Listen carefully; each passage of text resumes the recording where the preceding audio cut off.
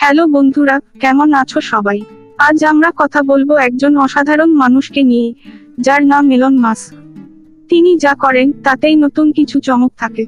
তিনি যেন সবকিছু বদলে দিতে এসেছেন। এলন মাস্ক দক্ষিণ আফ্রিকায় জন্মেছিলেন। ছোটবেলা থেকেই তার মধ্যে কিছু একটা আলাদা ছিল। কম্পিউটার প্রোগ্রামিং নিজেই শিখে ফেলেন আর 12 বছর বয়সেই নিজের বানানো একটা সফটওয়্যার বিক্রি করে দেন।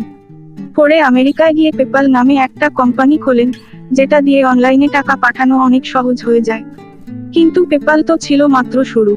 তার স্বপ্ন ছিল আরো অনেক বড়, মানুষের অনেক কঠিন সমস্যার সমাধান করা। তিনি স্পেসএক্স নামে একটা কোম্পানি খোলেন, যাতে মহাকাশে যাওয়াটা আরো সহজ হয়, আর ভবিষ্যতে মানুষ মঙ্গল গ্রহেও থাকতে পারে। ভাবুন একবার, মঙ্গলে মানুষ। স্পেসএক্স অনেক কঠিন কাজ করে দেখিয়েছে, যেমন রকেটকে আবার মাটিতে ফিরিয়ে আনা, আর মহাকাশে যাওয়ার খরচ অনেক কমিয়ে দেওয়া। টেসলা নামে তার আরো একটা কোম্পানি আছে, যারা বৈদ্যুতিক গাড়ি বানায়। এই গাড়িগুলো দেখতেও সুন্দর, আর পরিবেশের জন্যও ভালো। তিনি চান সবাই বৈদ্যুতিক গাড়ি ব্যবহার করুক। শুধু এই দুটো কোম্পানিই নয়, তিনি নিউরালিঙ্ক নামে আরো একটা কোম্পানি খুলেছেন, যারা মানুষের মস্তিষ্ক আর কম্পিউটারের মধ্যে যোগাযোগ তৈরি করার চেষ্টা করছে। বোরিং কোম্পানি নামে তার আরো একটা কোম্পানি আছে, যারা মাটির নিচে সুড়ঙ্গ বানিয়ে রাস্তা তৈরি করার কাজ করে। এই কাজগুলো শুনে হয়তো মনে হবে, এসব তো রূপকথার গল্প।